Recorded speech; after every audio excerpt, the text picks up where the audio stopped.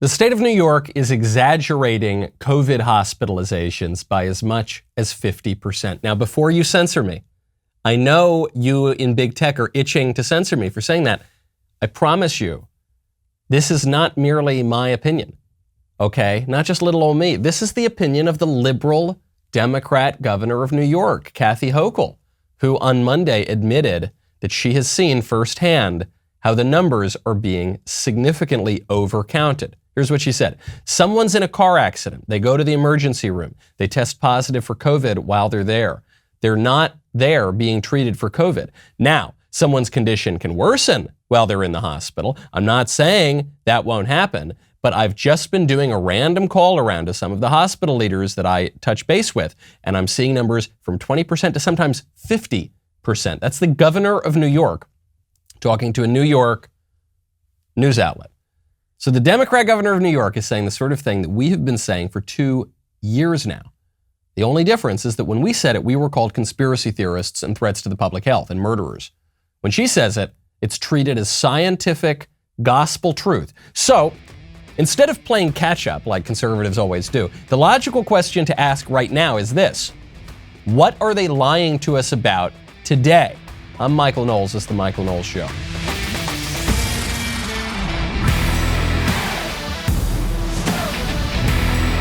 Welcome back to the show. My favorite comment yesterday is from the Frog Prince 89, who says, we need to start using the term fake science like Trump used fake news whenever the left changes the science like this year's fashion trend. That's a great point. Sometimes we conservatives, we overthink things.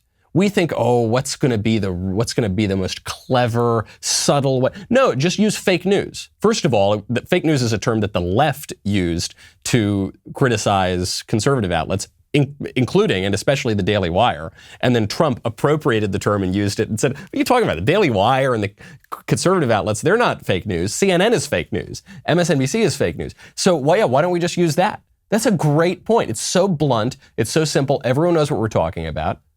Dr. Fauci, Joe Biden, the liberal establishment, they're peddling fake science. So simple. Here's something that's pretty simple. How about you make your mortgage work for you and you get a better rate? That's why you should probably check out American Financing. As we begin a new year, it is a good time to sharpen your financial game plan. Consider your budget, your goals, and think about the things you can do today to come out ahead, such as refinancing your mortgage.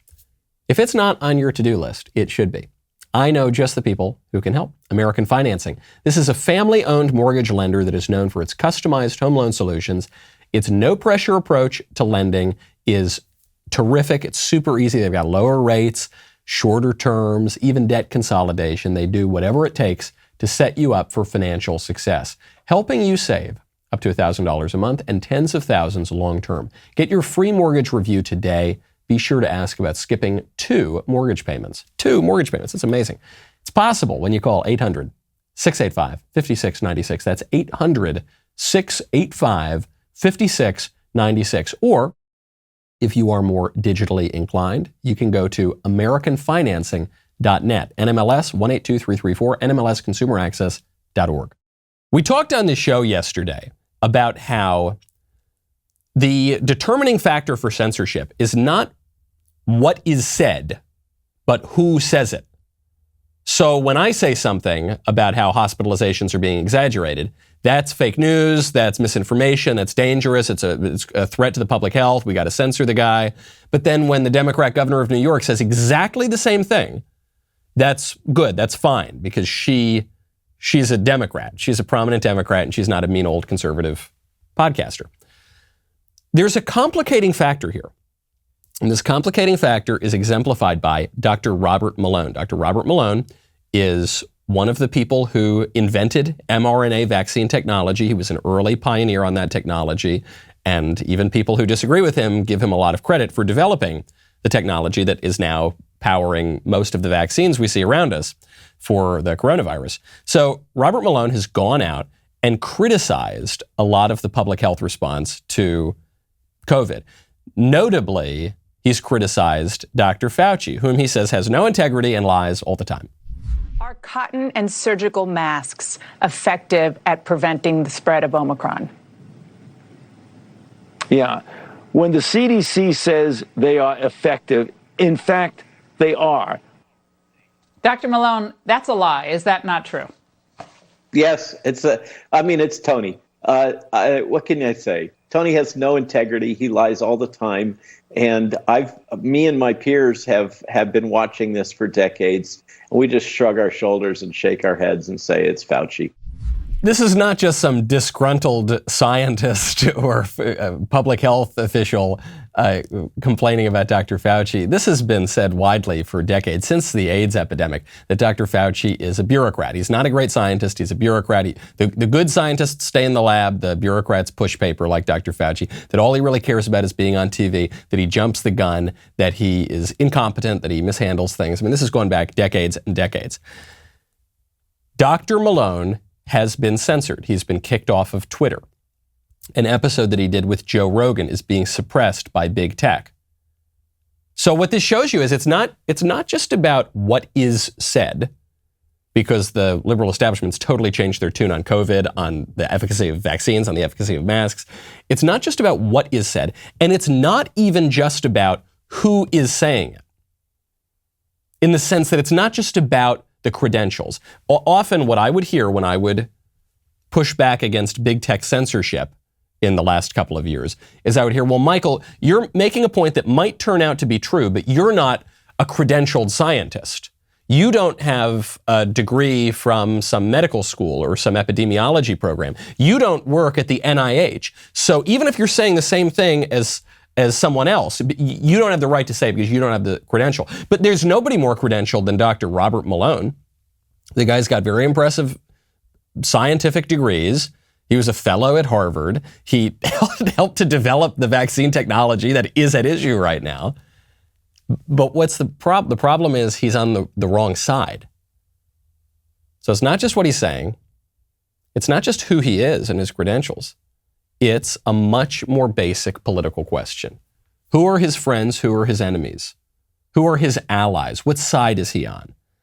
He is right now not on the side of Biden, Fauci, the NIH, the woke corporations, the liberal establishment. He's not on their side.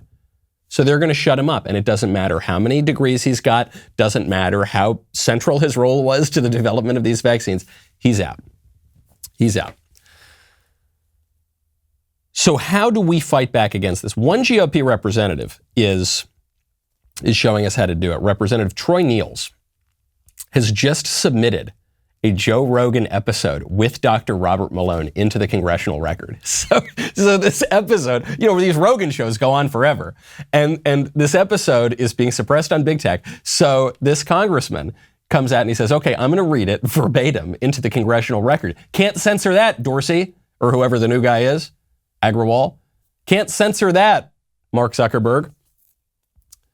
He says, quote, today I submitted the transcript from the Joe Rogan Experience podcast episode 1757 with Dr. Robert Malone into the congressional record. Big tech wants to restrict your access to this information, but they cannot censor the congressional record. For now. But what we're seeing here is really great. It's a reassertion of political rights. And it's kind of weird for the conservatives and for the right in America, because for decades we were told by the right and by conservatives, government bad, everything government does is bad, corporations good, everything corporations do is good. But now we're in a situation where we need to turn to the government to protect us against corporations, because the corporations, specifically big tech, are controlling all the speech in our government, in our society. And in self-government, speech is politics and politics is speech. So if they control the speech, they control the whole damn political system. So now we're in this strange position where we're saying, no, help us, big government. Hey, big government, help us against big tech and big corporations.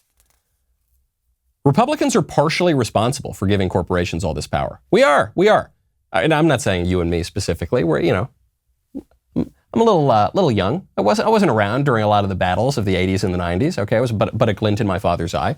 Still, Republicans had this idea that as long as you deregulated everything and gave all this power to corporations, you'd be in a better position. And that's not always true. Circumstances and threats change in politics. Sometimes the threat is from big government. Sometimes the threat is from big media. Sometimes the threat is from big bureaucracy. Sometimes the threat is from big corporation. Sometimes the threats change, okay? And a conservative movement that does nothing but repeat brainlessly the same platitudes from 1982 is not going to be very effective. You need to respond to the threats we've got now. And right now, what that means is growing our political power, asserting our political power, using the state, not to put too fine a point on it, to rein in corporations that are selling our country and our rights and our way of life down the river. Speaking of the U.S. Congress and what people are allowed to say, I just read the most disgusting article I think I have ever read in the Associated Press. This is really, really gross. AP News headline, Ashli Babbitt, a martyr? Her past tells a more complex story. Ashli Babbitt is the military veteran who was shot at the Capitol, the January 6th insurrection, the worst attack ever, worse than Pearl Harbor, you remember that? Where conservatives were killing cops. None of that happened. The only person who got killed that day in political violence was this lady, Ashli Babbitt, because of some trigger-happy cop at the Capitol. And the AP comes out and says, yeah, you think she shouldn't have been shot? I don't know. She wasn't a great lady. And what's the evidence? Oh, the evidence was she got in a fight with her husband's ex-wife. Seriously, that's the evidence. They say, Ashli Babbitt, everyone's saying she's like a good U.S. military veteran, but actually she got into a big fight with her husband's ex-wife. So they dig up all this dirt about her personal life and her romantic life, and they say, yeah, because of that, she's bad. She deserved to be shot by a cop. That's the insinuation. They don't say it explicitly, but that is the insinuation. Of course, the left would never do what they are doing to Ashli Babbitt to someone like George Floyd. George Floyd, complete degenerate career criminal, regardless of what you think about how he was killed, if it was justified, if it was murder, as the jury found, but I don't think it's very convincing. Regardless of what you think about this guy was a thug career criminal who never reformed his life, who was committing a crime as he was killed, who was resisting arrest, who had a lethal dose of fentanyl in his system. He was putting himself in a position where things were probably not going to turn out very well for him. If not that day, then into the future. And if you said that, if you mentioned that he robbed a woman at gunpoint, a woman who may have been pregnant. There was some question as to whether or not she was pregnant, but very well may have been. If you bring that up, you're a racist, you're terrible, you're victim blaming, you're doing all sorts of awful things. Michael Brown. Remember Michael Brown? He was the young man in Ferguson, Missouri. He robbed a store and then attacked a cop and grabbed the cop's gun, and the gun discharged, and then Michael Brown was killed in the altercation. You remember that? If you mention any of that, if you mention the fact that Michael Brown started it and was grabbing the cop's gun, you're a racist, terrible, victim blaming. Dante Wright. This one's slightly more controversial. Dante Wright, young man, career criminal, rap sheet a mile long, gets pulled over in a traffic stop. The cop who has been found guilty of manslaughter is going to jail. She meant to tase him. She actually shot him with a real gun with bullets. And if you mention, well, Dante Wright, he was resisting arrest. Well, he did have a rap sheet a mile long. Well, if he had just kind of gone quietly, if he had just done what he was supposed to do, he wouldn't be dead. If you say that, you're a vicious, evil, terrible monster, racist, whatever. But of course, when it's conservatives, yes, she deserved the bullet because she got in a fight with her husband's ex-wife.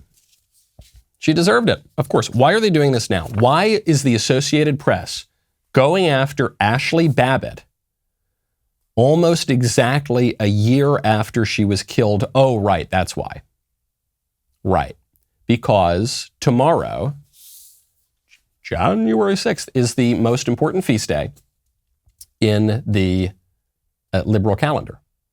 This is a sacred, sacred day. It actually is a sacred day tomorrow, by the way, because tomorrow, January 6th for Christians, is the Feast of the Epiphany. This is the feast of Christ presented specifically to the three magi, and this has been celebrated for a very long time. So one way to really get the libs upset is if you say, oh, I love January 6th.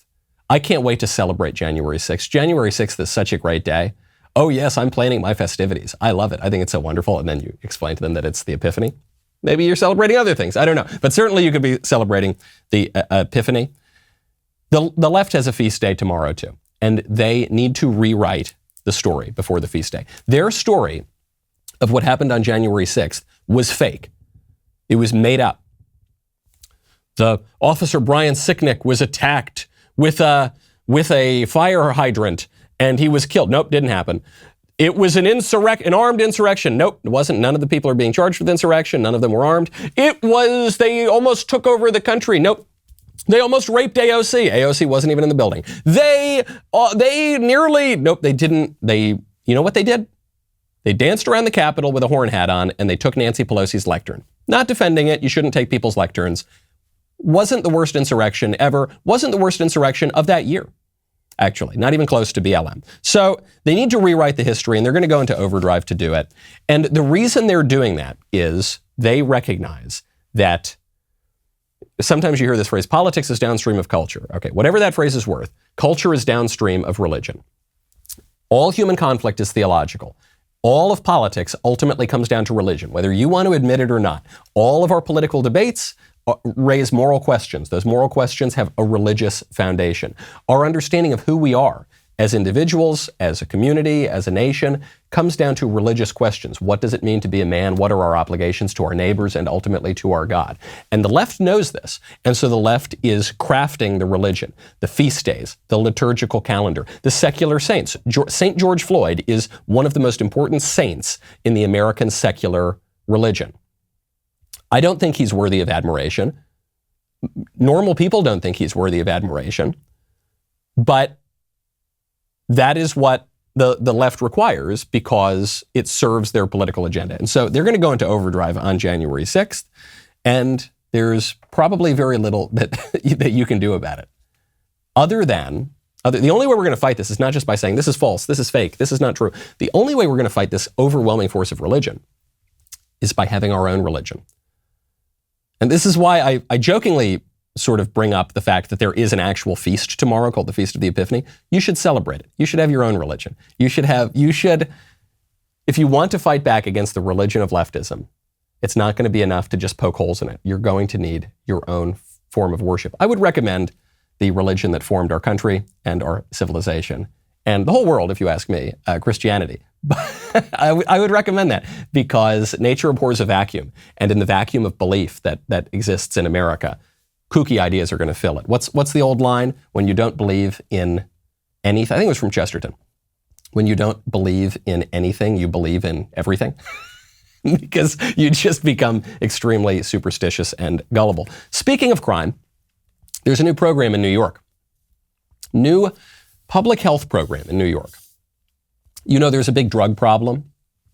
Leading killer of young Americans. Had over, 100,000 Americans die of drug overdoses, I think, last year?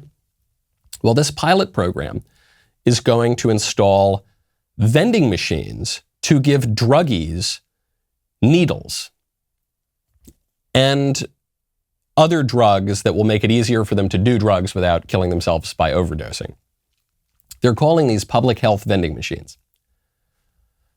I don't think giving syringes to heroin addicts necessarily promotes the public health. It's sort of the opposite of health, you would think. This is being pushed by the Fund for Public Health in New York. They opened a request for these stalls in December, and they're going to offer the overdose drugs and the syringes and, quote, other harm reduction and wellness supplies.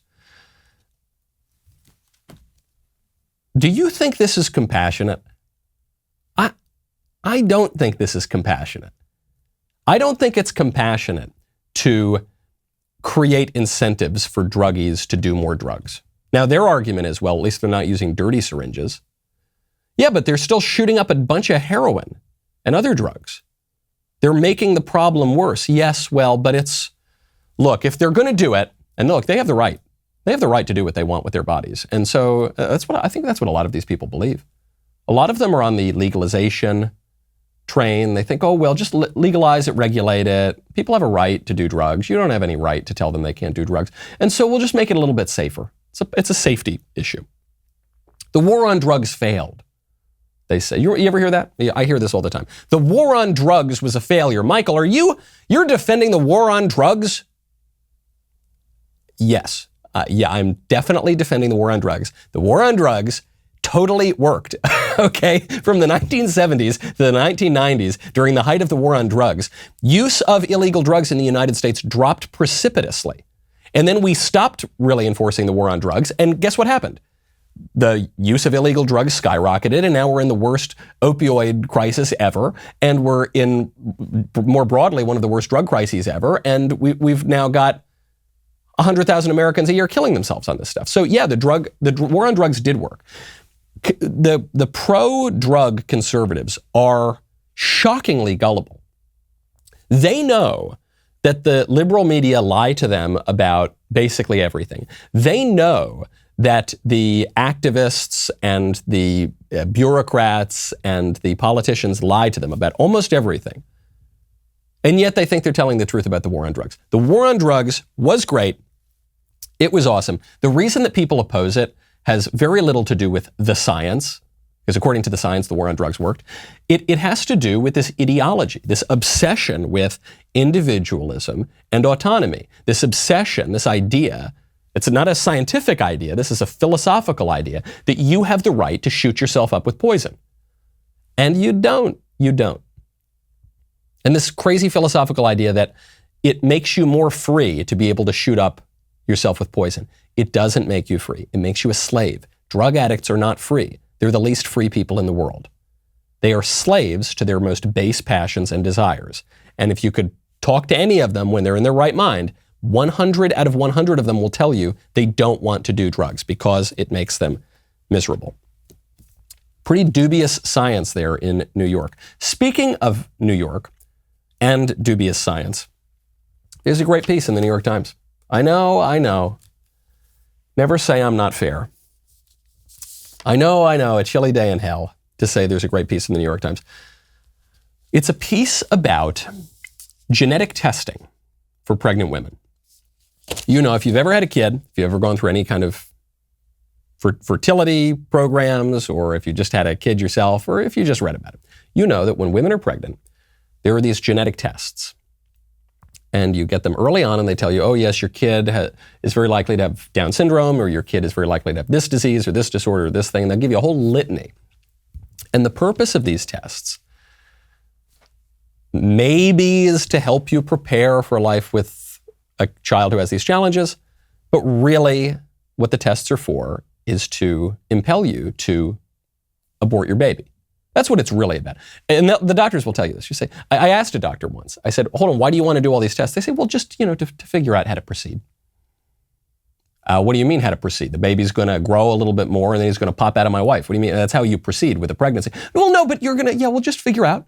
Just sort of, and then we'll just come to a decision. And no, there ain't no decision, lady. You're not killing my kid. There is a shocking new report about the efficacy of these tests in the New York Times. Now, as you likely have already heard, this Friday, the Supreme Court will convene to hear arguments on the legality and constitutionality of the Biden administration's vaccine mandate.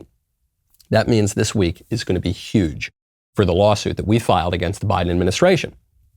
We have over 1 million signatures, thanks to you. That is on our Do Not Comply petition. We need that to increase before Friday. Help us send our message loud and clear. Head on over to dailywire.com/do-not-comply right now. We're counting on you to help us put a stop to this disgusting federal overreach. We'll be right back with a lot more.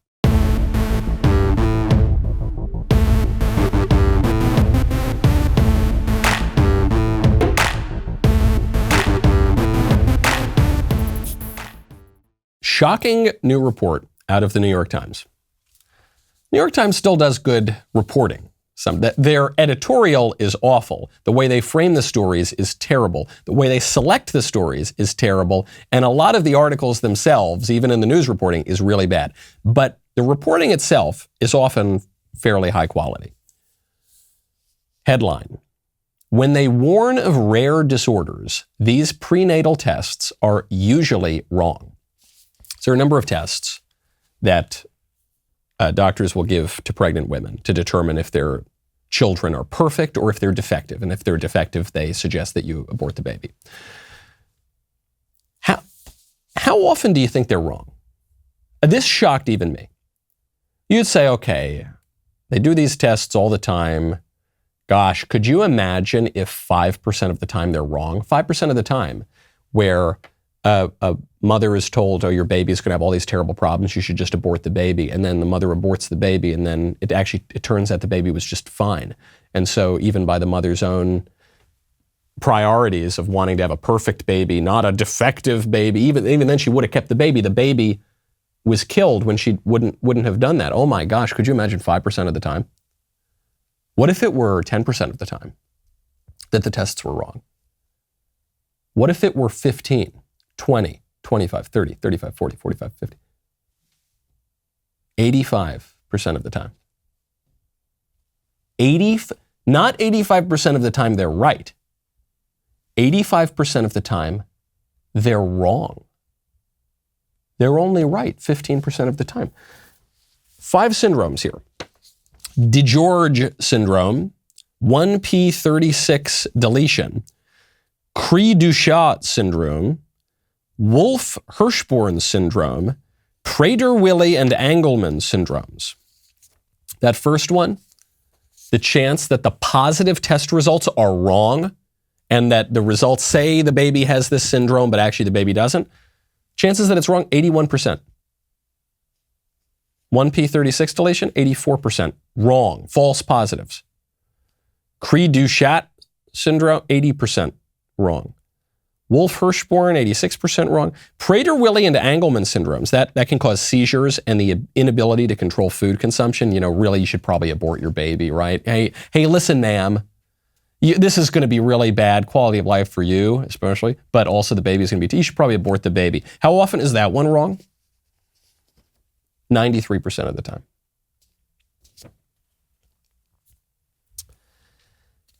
It is always wrong to kill your baby because you consider your baby defective. Okay, that is always wrong. You shouldn't do that.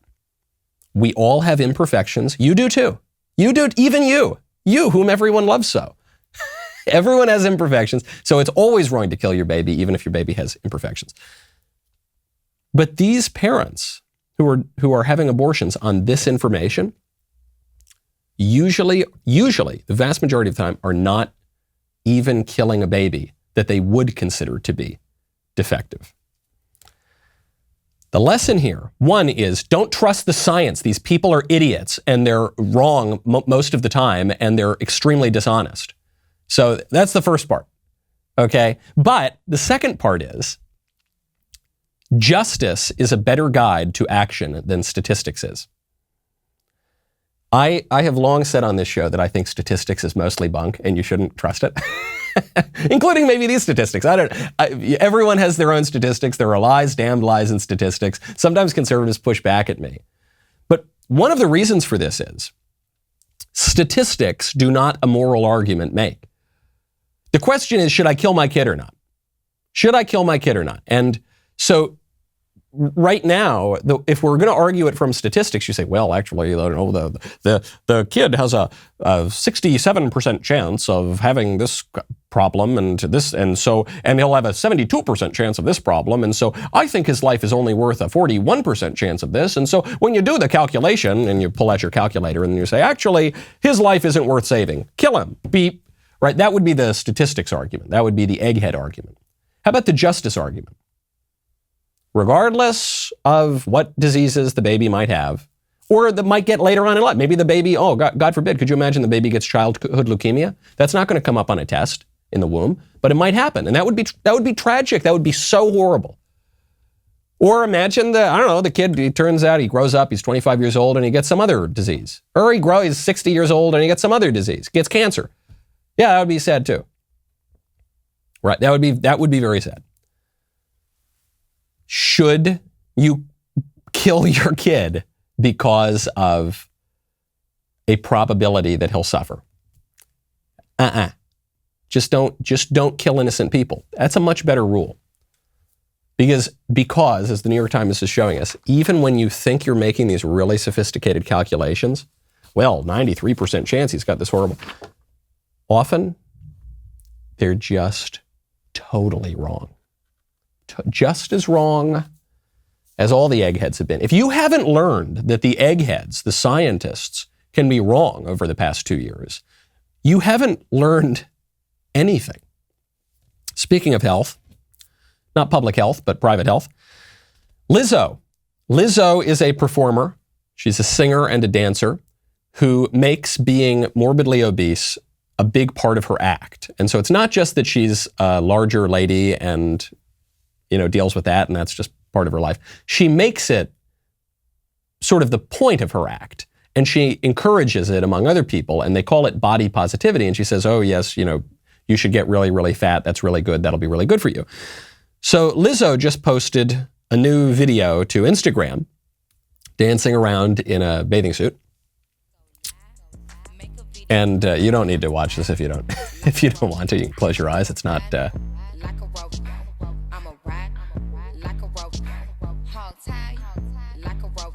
Yeah, not exactly Mozart, not the highest sort of, but okay, it's her sort of jiggling around. And she says, I gained weight. I look TF good. GOODT. I had to look that up. Good is a way of emphasizing the word good because it's got this emphatic point at the end. Good. There's no question about how good I am good. And then TF refers to the F. I look at the F good. I'm not going to be rude or say anything about how Lizzo looks or but the philosophical point she's making is just not true. Okay. We are told in our skeptical society that beauty is in the eye of the beholder.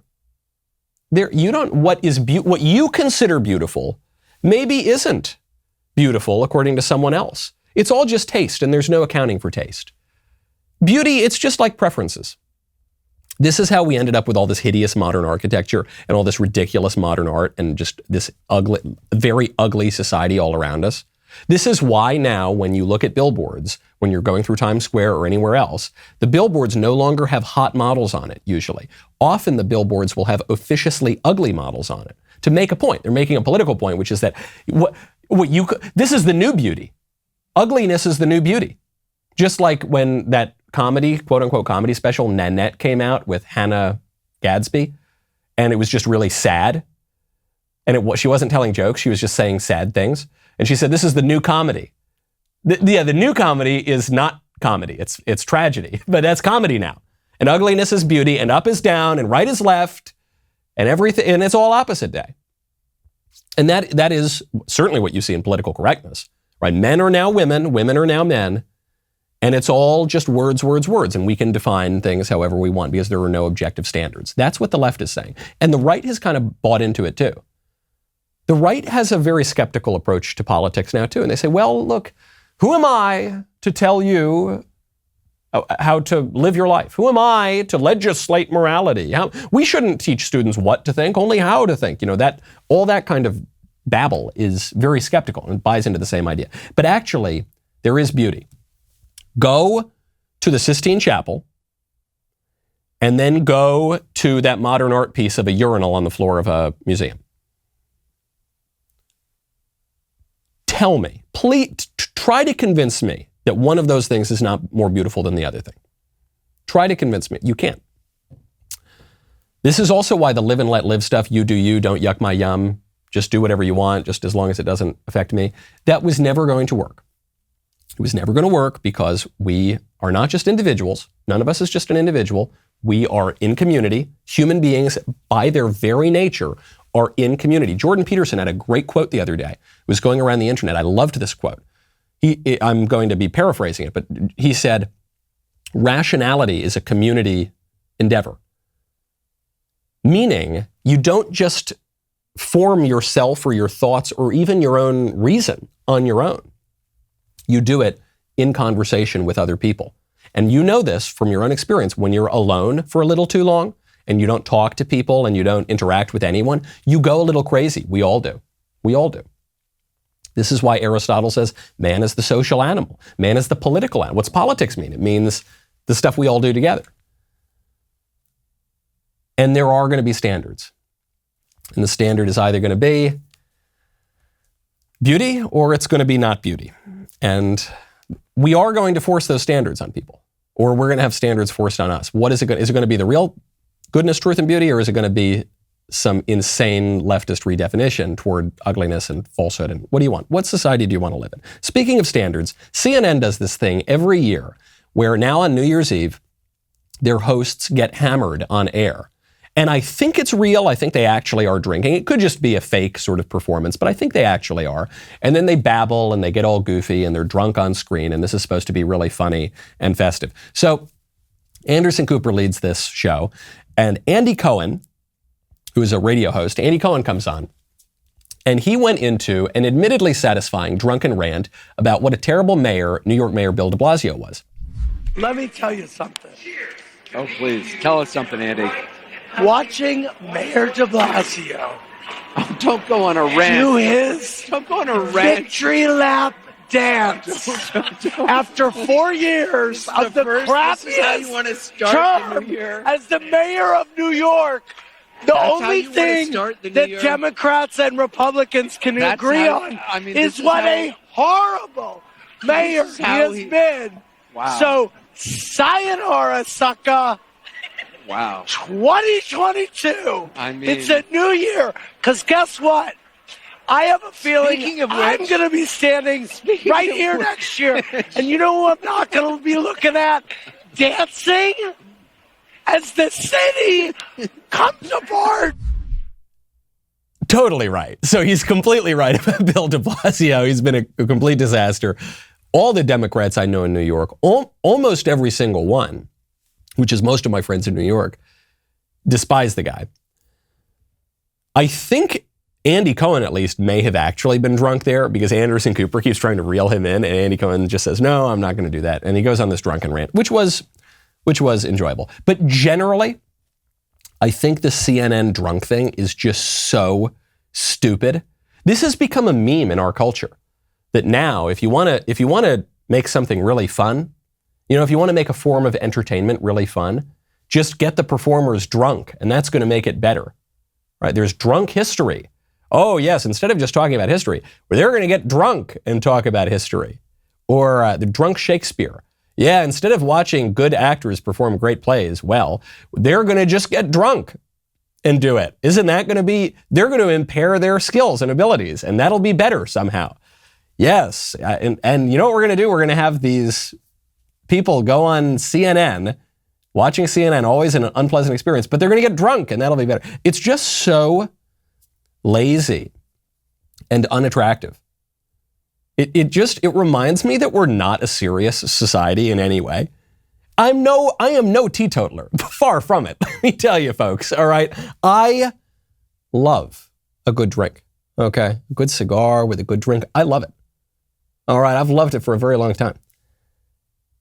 But I don't like being drunk. This is where we've lost all sense of proportion, and we've lost the idea of the virtue of moderation. Drinking is fine. Christ's first miracle was turning water into wine for people who had been partying for quite a few days. But you need to hold your liquor, people. That is a good thing. You ever read how much Winston Churchill would drink in a single day? He'd wake up, he'd start his day with scotch and soda. He'd move on, he'd have champagne, he'd have brandy, he'd have this, he'd be drinking all day. Winston Churchill was almost never seen in public drunk, if ever. I'm not sure that he ever was. That's what we've lost. It reminds me of that Chesterton line. A lot of Chesterton in today's show, where Chesterton said that the modern world is not so awful because it's so bad. It's in many ways so awful because it's so good. We've got a lot of virtues, but they're totally out of whack. And we don't have a sense of moderation anymore. We don't have a sense of balance anymore. We can't, and when you get these things out of whack, when you don't have a balanced society, things start to break down. Speaking of standards, Did you know that babies are transphobic? I actually did know that babies are transphobic, but I have had this point reinforced by Libs of TikTok, my favorite Twitter account, one of my favorite Twitter accounts, and a viral video that's going around TikTok right now. I've talked about the transphobic baby at work before. I went in a room with him today, and I had my wig on, which I took off now because it's like 9 o'clock at night. He didn't cry. And he was like babbling at me. And I had to look at him and like, do you like me now because we've had a moment, or do you like me now because I have long hair and look more feminine, because then you're more transphobic? And then he started to cry, so that was my answer. I truly do not know if this is satire or not. I don't know. I could see it be 100% being a joke, and I could 100% see this being real. And I don't know, because our society is completely through the looking glass now. And when you can be kicked out of polite society for saying that dudes are not chicks and chicks are not dudes, then you really don't know. Then your ability to discern between satire and reality is gone. But let's just take it seriously. This idea that babies are transphobic. I know a lot of conservatives have pushed back. They've said, you're calling babies transphobic? How crazy is that? That's insane. That's not right. You're saying that babies are afraid of, yeah, of course they are. Because they haven't had their brains poisoned by leftism yet. So of course they're not, it's not irrational, but yeah, babies are afraid of a lot of things.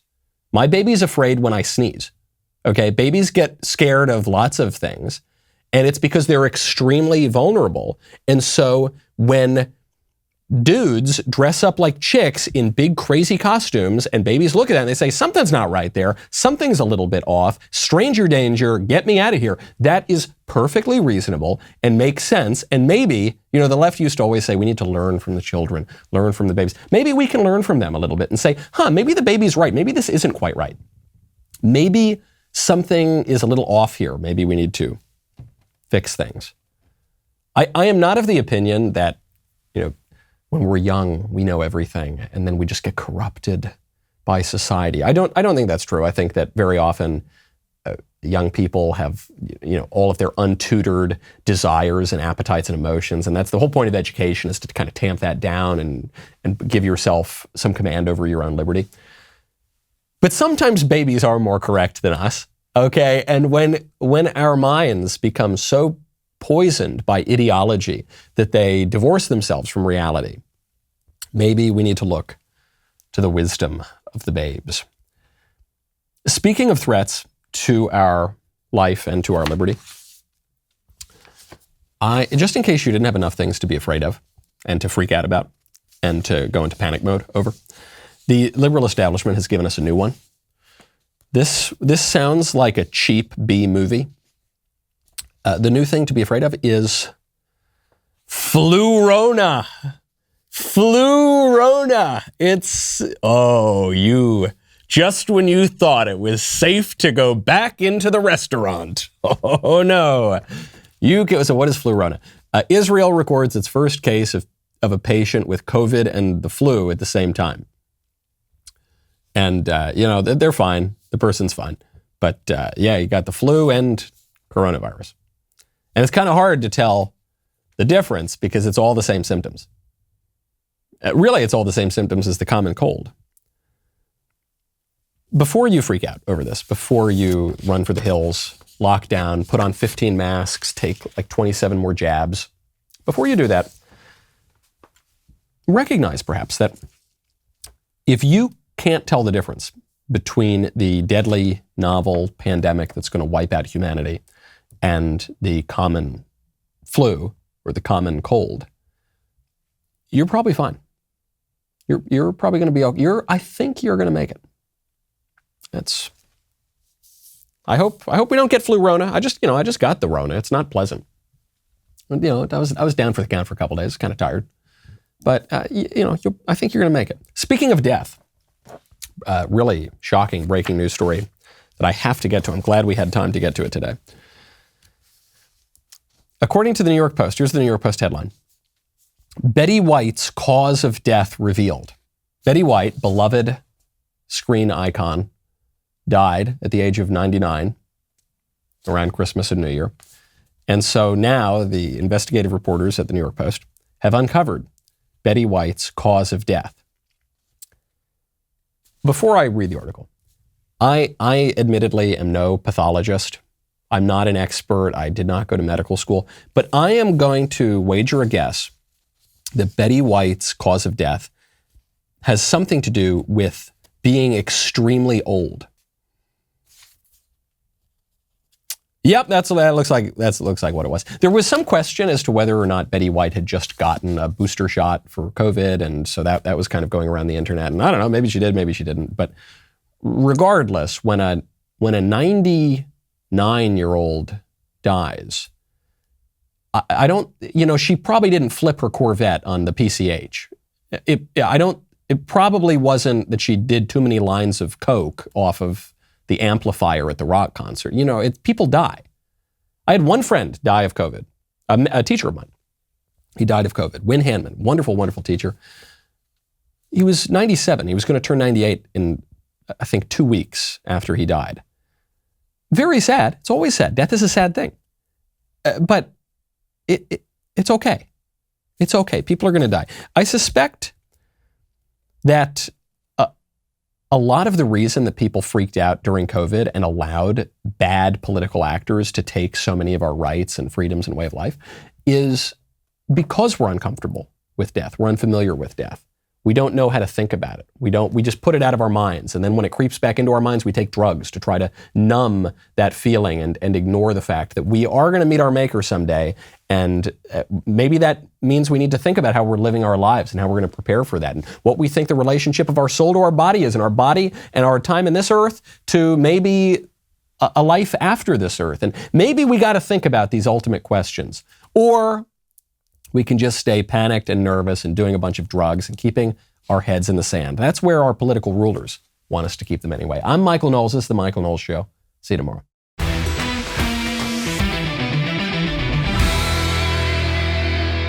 The Michael Knowles Show is produced by Ben Davies. Executive producer, Jeremy Boring. Our technical director is Austin Stevens. Supervising producer, Mathis Glover. Production manager, Pavel Vidovsky. Editor and associate producer, Danny D'Amico. Associate producer, Justine Turley. Audio mixer, Mike Coromina. And hair and makeup by Cherokee Hart. The Michael Knowles Show is a Daily Wire production. Copyright Daily Wire 2022. John Bickley here, Daily Wire Editor-in-Chief. Wake up every morning with our show, Morning Wire. On today's episode, prosecutors choose not to press charges against former New York Governor Andrew Cuomo. Prenatal genetic tests are found to be producing false results at an alarming rate. And Prince Andrew comes under fire following the Maxwell trial.